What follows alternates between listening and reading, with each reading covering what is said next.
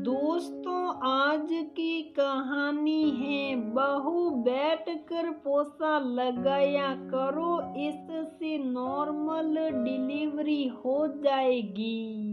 दोस्तों, कहानी शुरू करने से पहले अगर आपने हमारे चैनल को सब्सक्राइब नहीं किया है तो सब्सक्राइब कर लीजिए ताकि आपके पास पहुंचे हर नया वीडियो।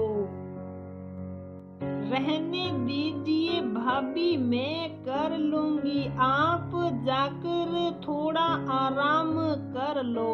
निम्मी ने शीतल के हाथ से पोसे का कपड़ा लेते हुए कहा। शीतल कुछ कहती उससे पहले ही सुमन जी बोल पड़ी।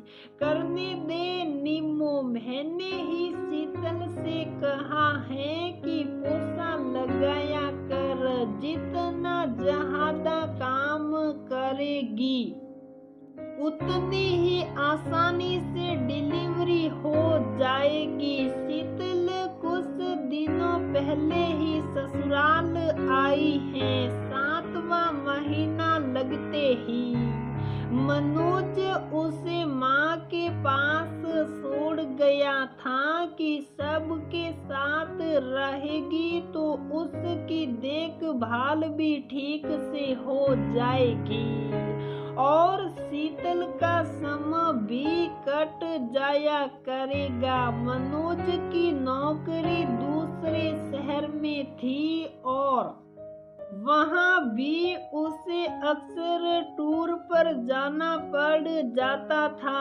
ऐसे में शीतल अकेली ही घर पर रहती। सुमन जी ने जिद कर शीतल को अपने पास बुला लिया था। मनोज छोड़कर चला गया और सुमन जी की अजीब सलाई शुरू हो गई। पैर में सूजन और पेट दर्द के खिसाव से शीतल रात में ठीक से सो न पाती और सुमन जी सुबह जल्दी जगा देती। घर में नहाकर खाने का रिवाज था, शीतल को भी करना पड़ता। सुमन जी खाने पीने का ध्यान तो रखती और शीतल का जो मन करता वह अक्सर निम्मी से बनवा देती, पर हर वक्त बच्चे के नाम पर बात बात में टोका टाकी करती। अब सुमन जी के पुराने विचारों से शीतल परेशान होने लगी थी। शीतल खुले विचारों की पढ़ी लिखी लड़की थी। इन सब बातों से उसे कोई मतलब न था, पर ऐसे हालात में हर बात का विरोध करना भी उसे सही न लगता। मनोज जब भी छुट्टियों में आता, सुमन जी शीतल को कहीं भी घूमने या रिश्तेदारी में न जाने देती। 2 दिन की छुट्टी में भी शीतल मनोज से ठीक से मिल भी न पाती। रात में भी मनोज को पापा जी के साथ सोना पड़ता क्योंकि सुमन जी खुद शीतल के साथ सोती थी। इस बार तो शीतल को रक्षाबंधन पर मायके भी न जाने दिया गया। सुमन जी का फरमान था कि डिलीवरी से पहले पराए घर की देहरी पार नहीं करना, वरना कॉम्प्लिकेशन हो सकती है। शीतल और मनोज की इस बात पर काफी बहस भी हुई थी कि मेरे मायके की देहरी पराई कैसे हो सकती है। शांत रहने में ही घर की शांति है। कुछ दिनों की बात है बच्चा, होने पर सब ठीक हो जाएगा, कहकर मनोज ने शीतल को चुप करवा दिया। शीतल का भाई खुद आकर राखी बंधवा गया था। शीतल की मन की बात सिर्फ निम्मी ही समझती थी। वो हमेशा भाभी के आस पास घूमती रहती और उनका ध्यान भी रखती। निम्मी के साथ शीतल अपनी हर परेशानी भूल जाती। दोनों मिलकर झटपट काम निपटा लेती। 8वां महीना लगते ही सुमन जी ने कह दिया कि बैठकर पोछा लगाया कर, इससे नॉर्मल डिलीवरी होती है।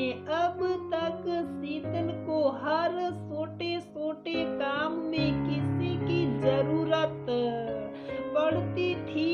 ऐसे में पोछा लगाना उसके लिए बहुत ही मुश्किल काम था। आज जब शीतल को पोछा लगाते देखा तो निम्मी से रहा न गया और शीतल के हाथ से पोछा लेकर खुद ही लगाने लगी। वह जानती थी कि माँ कुछ न कुछ जरूर बोलेगी और जैसे ही सुमन जी ने निम्मी को रोका तो वह बोल पड़ी, ये सब फालतू की बातें हैं माँ, काम से डिलीवरी का कोई संबंध नहीं। अच्छा तुझे बड़ा पता है क्या सही है, मैं अपने अनुभवों से ही कह रही हूँ। अब तो घर में काम ही कितना है, हमने भी बच्चे किए हैं जो तेरी दादी ने मुझे सिखाया, मैं बस वही कर रही हूँ। तू बड़ों के बीच में मत पड़, जाकर अपनी पढ़ाई कर। सुमन जी निम्मी को डांटते हुए बोली, ये सब पुरानी बातें हैं, थोड़ा बहुत काम ठीक है, पर इस तरह पूरे घर का काम भाभी से अकेले करवाना सही नहीं है, बल्कि इस समय भाभी को सही और पौष्टिक आहार, व्यायाम और थोड़ा बहुत टहलने की जरूरत है।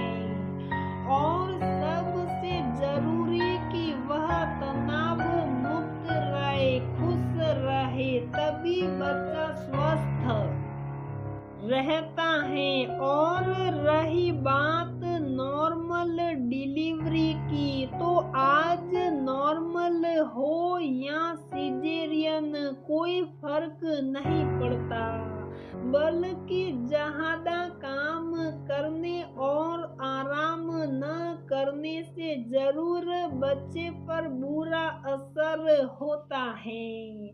निम्मी एक सांस में सब बोलती गई, मेरी निम्मो इतनी बड़ी हो गई कि माँ को ही समझाने लगी है। सही कह रही है तू बेटा, अगर तू आज मेरी आंखें न खोलती तो अनजाने में न जाने क्या हो जाता। सुमन जी की बात सुन शीतल से रहा न गया और वह निम्मी के गले लग गई। जो बात वो कभी न कह पाई और शायद कभी न कह पाती, वो निम्मी ने बड़ी आसानी से सुमन जी को समझा दी।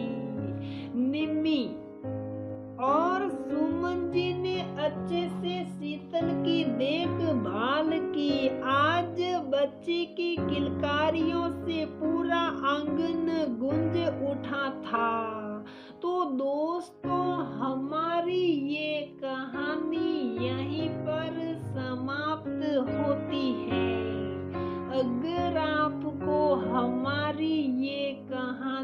पसंद आती हैं तो प्लीज वीडियो को